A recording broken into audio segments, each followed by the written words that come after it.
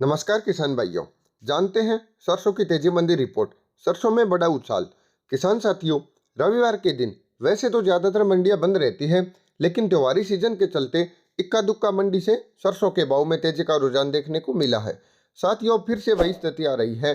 जबकि मार्केट में मंदी आती है तो ज़रूरत से ज़्यादा मंदी आ जाती है। मंदी के दौर में भाव अपनी फंडामेंटल मजबूती को तोड़ते हुए तीखी गिरावट दिखाने लगते हैं। इसके विपरीत जब तेजी आती है तो मार्केट में जरूरत से ज्यादा तेजी आ जाती है। ऐसे माहौल में सोशल मीडिया पर बैठे जानकार अतिशयोक्ति करने लग जाते हैं।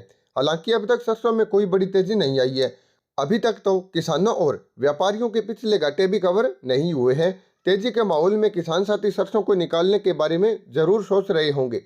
ऐसे में यह रिपोर्ट आपको बेचने या होल्ड करने का निर्णय लेने में उपयोगी साबित हो सकती है। कुछ ऐसी खबरें हैं जो आपके लिए जानना जरूरी है। रविवार का दिन भी सरसों के किसानों का अच्छा रहा। सरसों के भाव में 100 रुपये प्रति क्विंटल की तेजी देखने को मिली है। हाजिर मंडियों से लेकर ब्रांडेड कंपनियों ने भाव में बढ़ोतरी की है।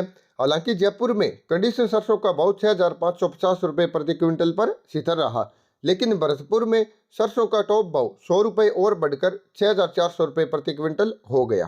शनिवार और रविवार दोनों दिनों में खाद्य तेलों में जबरदस्त तेजी देखने को मिली है। जयपुर में सरसों तेल, कच्ची घानी और एक्सप्लेयर के भाव में 36 रुपये प्रति 10 किलो का उछाल देखने को मिला है।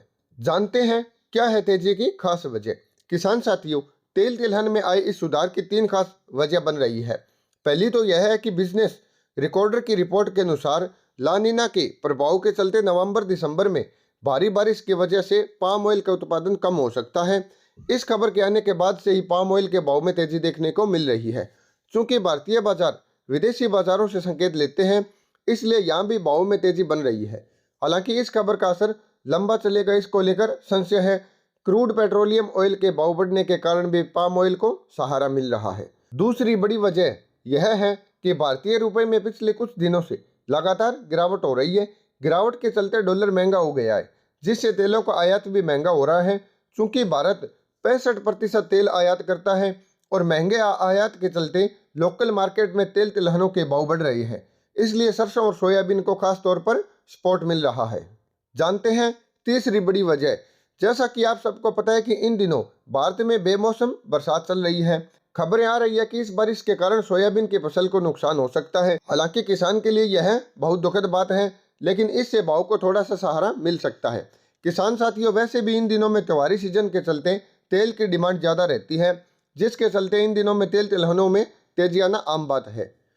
इसका अंदाज़ा हमने पहले से ही बता दिया था, चाहे तो आप हमारे पिछली रिपोर्ट में पढ़ सकते हैं। किसान साथियों, यह थी सरसों की तेजी मंदी रिपोर्ट। अगर आप ऑनलाइन तरीके से किसी भी फसल की तेजी मंदी रिपोर्ट या ताज़ा भाव जानना चाहते हैं तो हमारे चैनल को सब्सक्राइब जरूर करें।